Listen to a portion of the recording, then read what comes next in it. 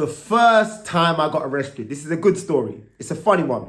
But I'm not just telling it to make you laugh. I want to make this relative to many of the decisions you make every day. All right? It's about fear. I was on a run this morning. I was thinking about fear, a couple of decisions I had to make. And then this came to me. So anyway, I'll run you back a couple of years. I was 15 years old. Yes, the first time I got arrested, I was 15. And I bought a stolen ped. So back in the day, we had this thing called a ringer. I think they still got it now. Stolen ped. I didn't have a key, but the number plates were replaced with a similar ped of a similar make. So the number plates were legitimate. The bike was stolen. The ped was stolen. The number plates were legitimate. So anyway, for about 3 months, I had this bike. It actually became my main form of transport. I used to go to grassroots football on a stolen bike. Yes, I was a bad breed child, right? My friends used to use it too. So one day, me and a friend of mine, Abraham, we went to Adderton. On the way back from Adderton, lo and behold, police started chasing us. I was by Shirley Library roundabout. I will never forget it, right?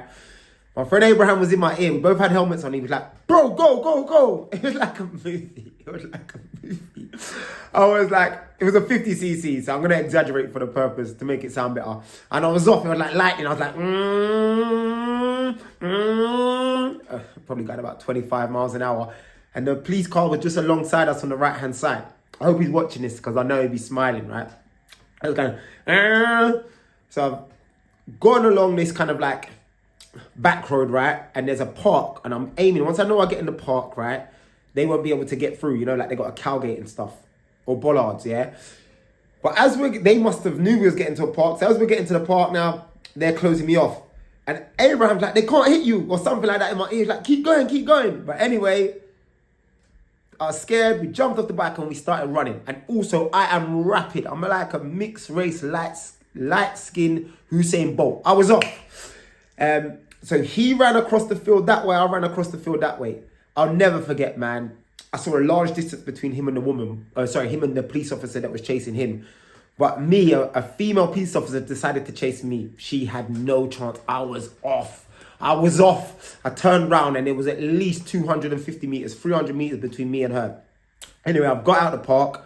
Can't see my friend no more or the police officer chasing him. Can't even see the woman. Yeah, I've looked back. Can't even see the woman, you know. I've turned off the park onto the road. I'm about 2 minutes away from my house. But for some reason, I ran into this girl's house. I knew her family who were just like outside the park. Anyway, knocked on the door. I've run into her house. She shut the door. I think I've mumbled something like, the police are chasing me. She said, go into the living room. 45 seconds later, boom, boom, boom, boom. I'm like, oh, what the fuck? Anyway, she said, go out the back. I opened the window, right? I only opened a little bit, yeah?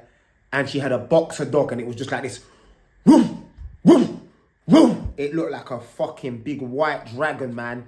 I was like, oh, shit. And I remember, and this is why it's so relative, man.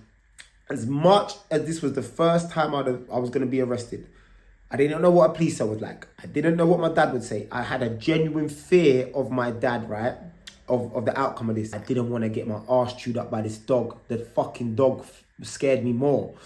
Boom, boom, boom. And obviously the girl, she was limited as to what she could do, right? She didn't want to get in trouble. She didn't want to look like she was harboring a criminal.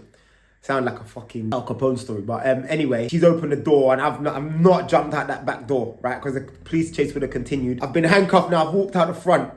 Coincidentally, on the same day, I think like they was doing like a drug hoist down the road. So there was like so many police officers standing there. I think they assumed I'd run from that. And it was like a movie. But anyway, I should have got away, right?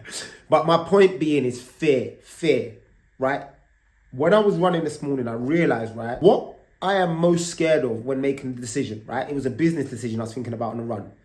I'm scared of that, right? I was scared of the outcome, losing money, growing, people judging me, not coming across authentic with this in regards to this business decision, yeah? But I'm also scared of staying the same and not fulfilling my goals and achieving the things I want from life, right? Fear is just a part of life. You're never fearless. Like, there's always fear there. It's a lie. It's a lie sold in Disney movies that the warrior is fearless. He's not fearless. He's fucking scared. I'm scared. It's about using it. It's about understanding it. It's about embracing it and recognizing how much of it is real and how much of it excites you. I hope this makes sense, man. And that's what I was trying to consider. I was like, why are we waiting to be fearless, to act. Fear is a part of everyday life, right? Loving my children, right? So anyway, any fucking way, I thought it was a good way to tell you a good story about me, be a little bit open and honest about my gangster days. And then also, I just thought it was very, very relative to how I was making a decision today. And fear was driving me and scaring me. But there was fear on both ends of the decision. I hope you enjoyed it. Have a great day.